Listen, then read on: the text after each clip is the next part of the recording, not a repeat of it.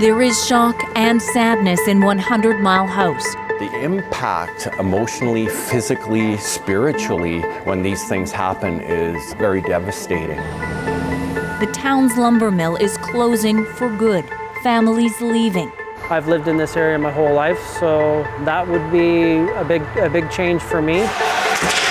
As the economy changes, worry grows that parts of rural Canada are in crisis. You think things are just perfectly fine, and then a major industry just stops. 100 Mile House is a lumber town. There used to be 3 mills here. In November, West Fraser gave notice. The last mill left is closing. 165 people out of work. Hi, Sven. Hi, Lyndsay. How are you doing? I'm good. Nice to see you. Nice to see you as well. Laborer Sven Berkner isn't sure how many shifts he has left. So how are you feeling? Feeling pretty sad. Pretty sad about stuff. The last log was processed weeks ago. It's all cleanup now. None of this is easy. You know, we are mill workers, so we have a little tough time sometimes expressing our emotion. I get the sense that it's very tough for quite a lot of people. About 2,000 people live in 100 Mile House, in the heart of BC's interior. Once the big machines finish, technology takes over. The mill opened 40 years ago. Even then, tariffs were a problem. Now, it's so much worse. Well, the tariffs don't help. Rob Barron is West Fraser's regional manager. He says forest fires hit the area hard. Mountain pine beetle, too. The mill has salvaged what it can, but it's just too expensive to get to the trees that are left. We worked hard to have the best operation we could here, and our employees worked very hard. In spite of everybody doing the best they can, the economics of the fiber supply just don't work for us. So I kind of foresaw a little bit months in advance. Berkner had a sense layoffs were coming when the Christmas party was canceled. And I made a comment to my coworkers, and I said, you know, if they can't afford a Christmas party, they may as well close the doors. And it was kind of a half joke that I was making, and unfortunately, you know, it did come to that. He's been here before. He was laid off when the last mill closed. Now he's helping his girlfriend raise 3 young children. He's eligible to apply for other jobs at West Fraser Mills in other towns, but he's not going to. He plans to work as a server in a local restaurant instead. From having 2 mills closed in one town, I fear that if I do relocate and get another job in the mill industry, even the mining industry, I fear that it will not be a secure job for me in the future. You worry it could happen again. Or it could happen again, absolutely. He blames politicians. I do believe that our BC government, as well as our Liberal government, has really let us down. Maureen Pinckney is the mayor of 100 Mile House. 50-50. She also volunteers at junior hockey games.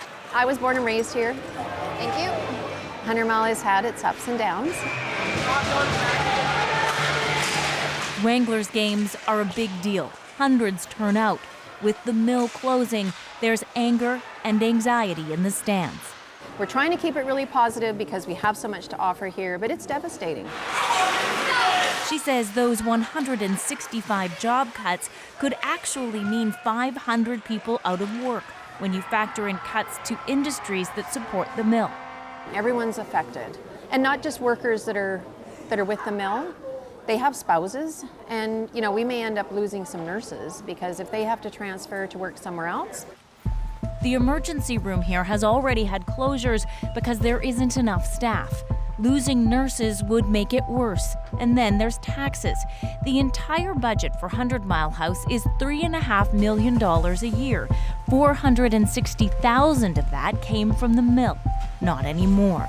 So that's a big hit. That's a really big hit.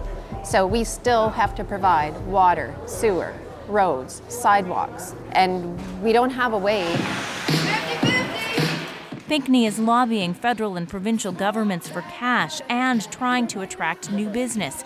She knows other communities are doing the same. You think things are just perfectly fine, and then a major industry just stops.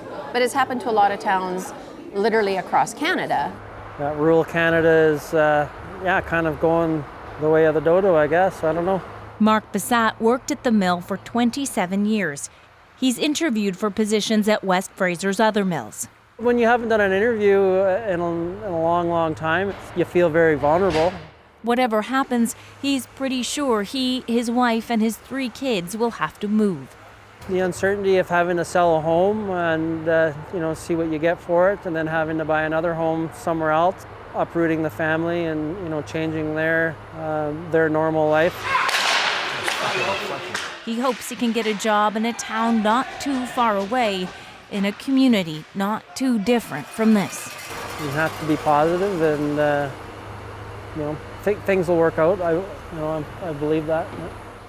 Shortly after our interview, West Fraser announced the indefinite closure of its strand board plant in High Level, Alberta.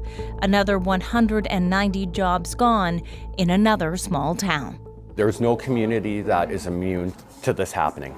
There really isn't. I mean, it's one thing when we see the forestry industry starting to go down, but then we start to see also the steel industry starting to go down. But he just got some good news. I was told last night that the community is going to be paying for a Christmas party. So thank you to the community, right? So that's a big thing, right? And that hits heavy, right? So thank goodness for that. Plants may close, industries may come and go, but some things about small town Canada stay the same.